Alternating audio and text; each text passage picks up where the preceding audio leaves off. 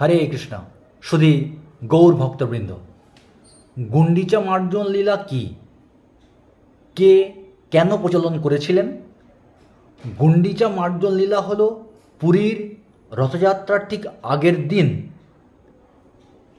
শ্রী জগন্নাথ দেবের গুন্ডিচা মন্দিরটি, যেটিকে বৃন্দাবনের সমতুল্য মনে করা হয়, তা পরিষ্কার পরিচ্ছন্ন করার একটি পবিত্র উৎসব।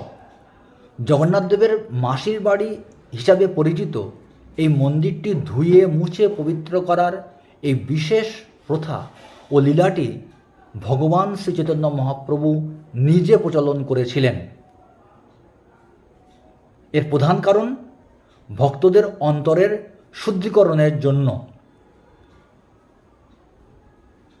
ভক্তদের মন থেকে অহংকার, হিংসা ও কাম ক্রোধ রূপী ময়লা দূর করে তাদের হৃদয়কে শ্রীকৃষ্ণের আগমনের উপযোগী পবিত্র স্থান হিসাবে গড়ে তোলার শিক্ষা দিতে এই লীলাটি ভগবান চৈতন্য মহাপ্রভু সম্পাদন করেছিলেন এবং ভগবানের প্রতি অপ্রাকৃত প্রেম জাগরণের উদ্দেশ্যে মহাপ্রভু নিজে হাতে ঝাড়ু নিয়ে এবং জল দিয়ে ধুয়ে পুরো মন্দির পরিষ্কার করে শিখিয়েছিলেন যে ঈশ্বরের সেবায় কোনো কাজই ছোট নয় এবং বিনয়ই ভক্তির প্রধান শর্ত।